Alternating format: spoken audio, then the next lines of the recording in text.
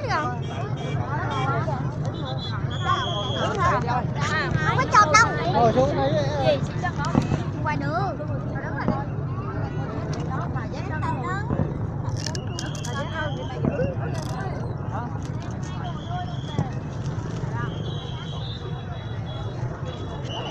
Ai là nhiều ấy.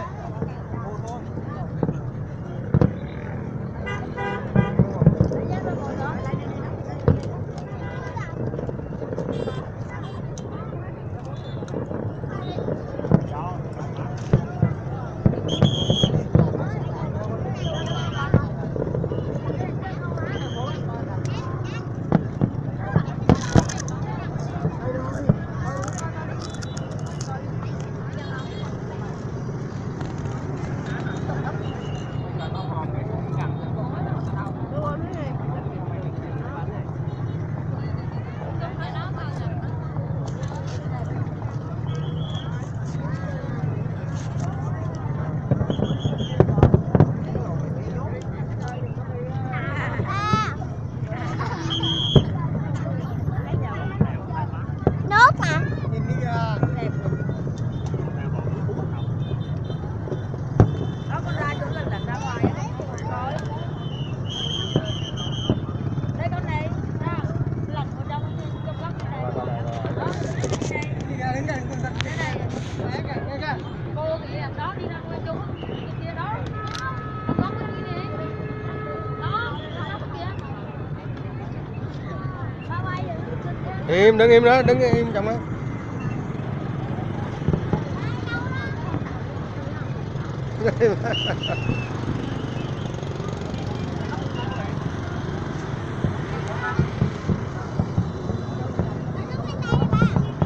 Đâu không cần đứng.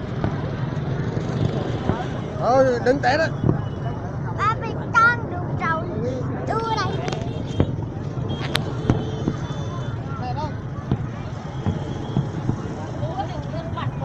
Nắm chặt lên cái tụi chơi. Đứng lên coi nè.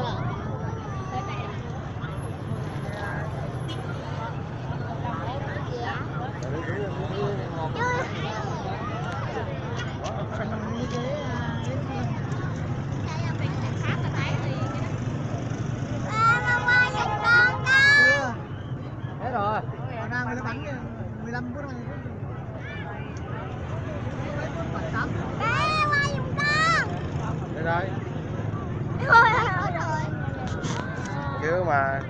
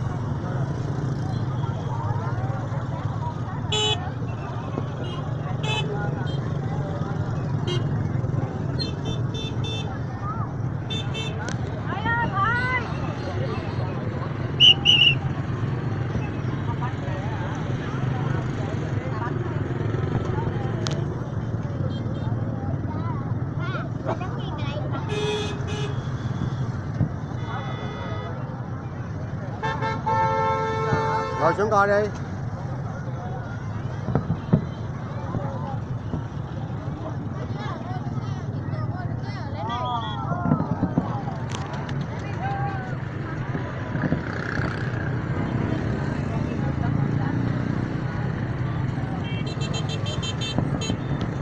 Ngồi trong đó, ngồi trong đó. Ra xe. Ra xe. Bước vô. Bước vào trong đó, ra xe, bước vô.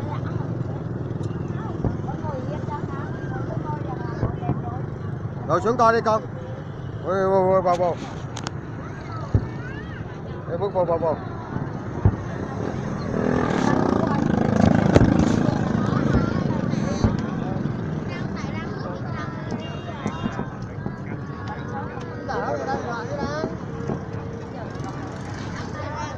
Ba lần ăn ba nước thôi. Con nó đâu? Giờ đi tranh chạy đó.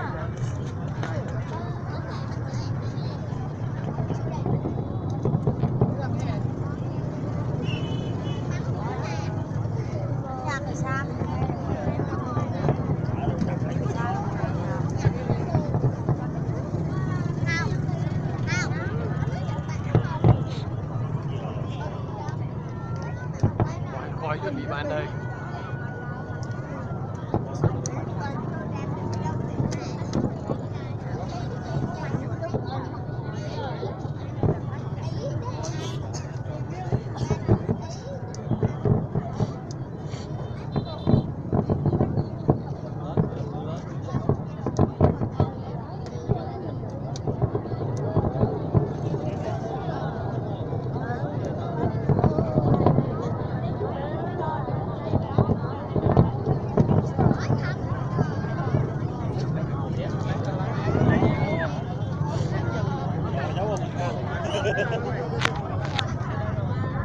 Quá trời quá đi.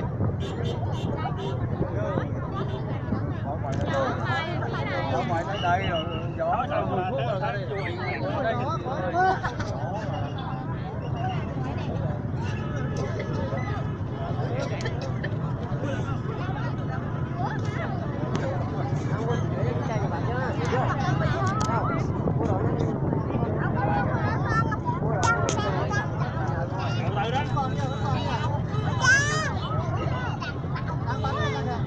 Wow, chẳng có gì đâu.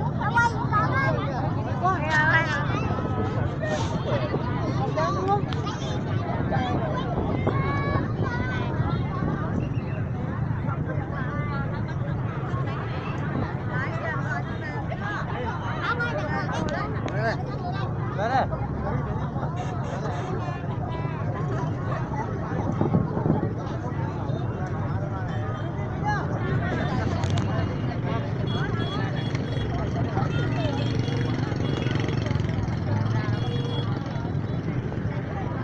Hãy subscribe cho kênh Ghiền Mì Gõ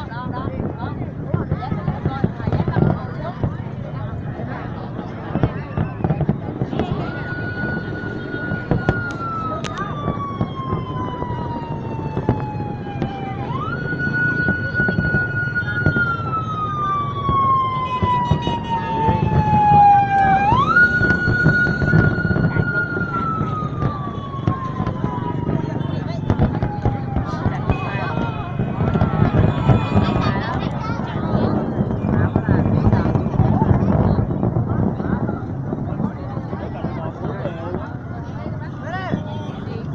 lỡ những video hấp dẫn.